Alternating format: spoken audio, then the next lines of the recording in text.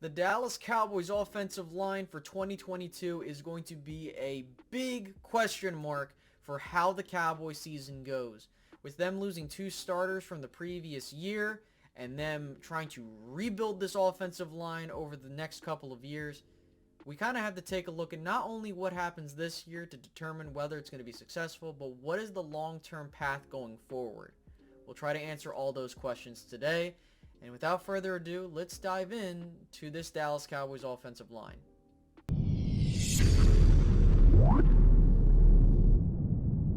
Now, before I begin this video, if you could do me a favor and like the video, it doesn't take too long to do.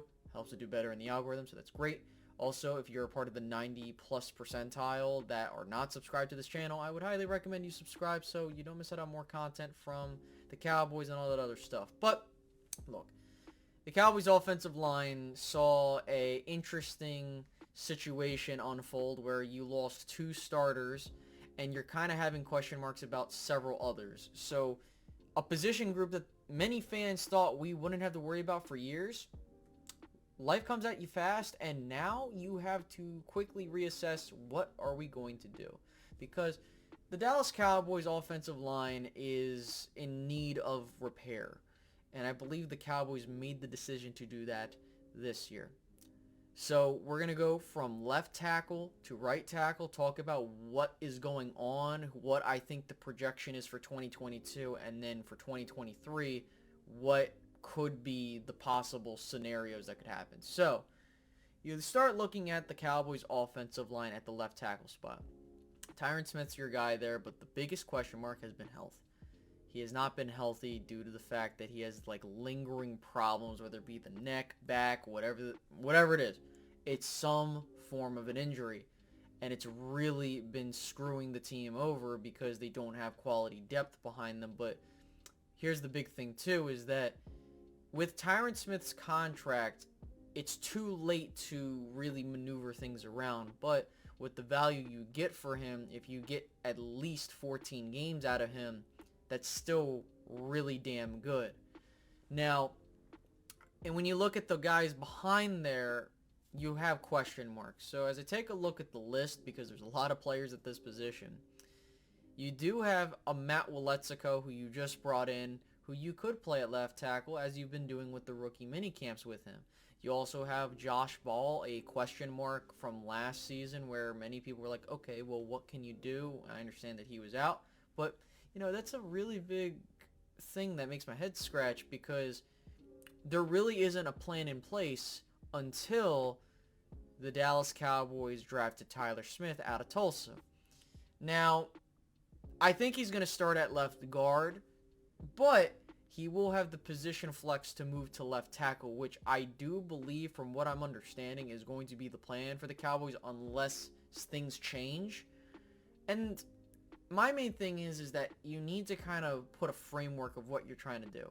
I've talked about it in the past, especially during the 2021 NFL draft. If the Cowboys were to take a Rashawn Slater or someone of his caliber, which really there wasn't, you play him at left guard, and then you move him over to left tackle, and Tyron goes off into the sunset, which I think they're going to try and do with Tyler Smith. But here is where I want to, be clear. Tyler Smith, if he is amazing at left guard, do not move him. I think that the big thing that the Cowboys have to do is they need to build this offensive line from the ground up, and they cannot be playing musical chairs with their offensive line with the investment they made in the quarterback. And I'm not fond of that because, look, you need to figure out this entire situation in the offseason. And we saw what happened last year when they tried to play musical chairs with the offensive line. It really screwed the entire flow of the offense. So, behind Tyler Smith at left guard, you do have Connor McGovern, who I think, after having a full season of reps at left guard, should be better than what he was last season, because he did very well at right guard. But again, I don't see him being that left guard unless you give him time to develop into that. If you play him at right guard as a backup to Zach Martin, I think he'll be fine. Coming from Penn State, he did very well at right guard. So there's that. And then you look at a couple of other guys on the roster. I'm not going to mention some of the practice squad guys or really the undrafted free agents because they haven't really made any maneuvering to say stuff. Like, Isaac Alacorn, or Alacon, however you want to pronounce it, I apologize.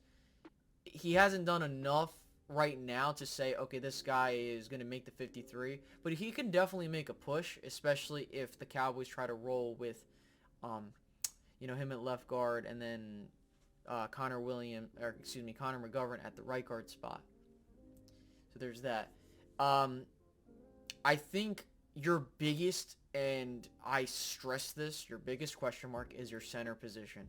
Tyler Biadasz, we don't know what's going to happen, if he's going to continue to grow, or do you need to bring competition, in which they did. They brought in Matt Farniak previously, and then they just brought in this year Alec Lindstrom, a guy that I really liked at center in the later rounds, but he went undrafted. Now, Tyler Biadasz does have the incumbency of being the starter and having that experience, so that is going for him, but he does not call pass protection, and I'm not very fond of that. If you've been following me for a while, you know I don't like my center not being able to make pass protection calls, because your center is the brains of the operation on your offensive line. If your center play is bad, your offensive line play will most likely be bad, unless you have like a Zach Martin like talent where he can just do everything basically. So you kind of look at that center spot, and you look at Matt Farniak, and you say, okay, the guy can get me to the second level. He does very well with being able to hold his own power-wise. So if I'm looking at Tyler, and I felt like he was the weakest link of the offensive line because he wasn't able to hold his own. And if he's able to hold his own this year, I'm okay with keeping him. Again, we're not asking for all-pro play. I'm just asking for decent play. And he did not, you can argue he played decent last year, especially kind of once the offensive line was kind of getting going. But the biggest issue is you need to be able to hold your own, and that's what worries me. You could see the Cowboys were trying to put something there at center. They even tried Connor Williams at center, and that didn't work out because they didn't play him at center. And I believe he's going to be playing center in Miami. And don't quote me on that, because I'm not really fond. I don't care about what's going on in Miami, but that's what I've been hearing. So that explains why the Cowboys were trying him out at center. I'm not going to spend too much time on right guard. Zach Martin is still Zach Martin. Injuries are kind of becoming a thing. Not entirely, but we got to keep in mind, as he gets up there in age, similar to Tyron Smith, he will, he'll get more tread on his tires, but we cannot be complacent. The Cowboys cannot sit and be like, okay, we got Zach Martin, we're good for the next 5 years. You got to have that break in case of emergency glass, like a Connor McGovern, like someone that can step in and be good enough to get the job done until he returns. I look at that right tackle spot. The Cowboys are banking that Terrence Steele is the guy.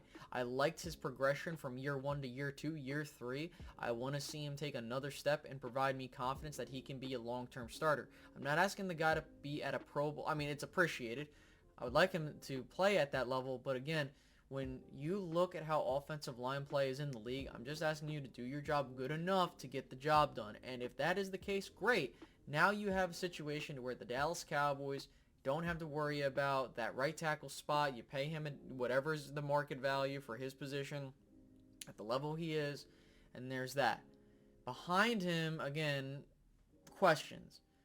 You do have a Josh Ball. You have a Matt Waletzko, who you could develop into your swing tackle, but you need to give that indication that you want Terrence Steele long term, get him to a deal, and then we can discuss, okay, right tackle is addressed, let's now talk about what are we going to do on the back end, because the Cowboys are positioning themselves in 2023 to really get screwed over. Here's why. When you look at how the Dallas Cowboys offensive line is constructed and all of the contracts and stuff like that, let's look at this particular scenario. Let's say that Tyron Smith gets hurt. He retires at the end of 2023. If that's the case, okay, well, I'm going to move Tyler Smith to left tackle. Oh, what's that? I didn't pay Terrence Steele, so now I would have to pay him. And now you're like, well, crap. What are we going to do? Because if you lose, if the Cowboys lose Terrence Steele, which I am afraid they will unless they act upon it early, you now have to start all over from scratch at that right tackle spot. And, you know, I just don't like where this is going, especially with how Stephen Jones has been running the team. You need to solidify these positions. If you get Terrence Steele back, right, okay, right tackle, you're good. We know what we have at right guard for now. In my honest opinion, now the only two positions you realistically have to address are center and left tackle.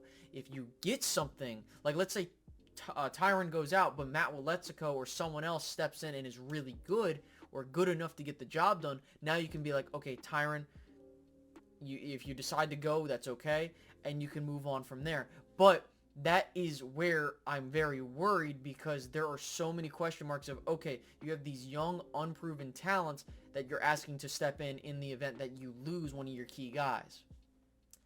And so for 2023, you have an avenue, and that would be you just draft another offensive lineman or set of offensive linemen that you know can be solidified starters. But this Cowboys offensive line, I don't give a flying hell what the Pro Football Focus or analytics, whatever, say. This offensive line is not a top 5 offensive line unit. Is it top 10 when healthy? Sure, yes, I agree, but when healthy. And it's going to come down to the Cowboys, like Mike McCarthy said, keeping the cohesion. You need to be cohesive. Keep the guys that are starting at the starting positions unless they're hurt. That will screw you unless someone's playing really bad. So what is the starting offensive line for 2022? From left to right, Tyron Smith, Tyler Smith, Tyler Biadasz, Zach Martin, and Terrence Steele. That is who I think is going to be your starting offensive line for 2022.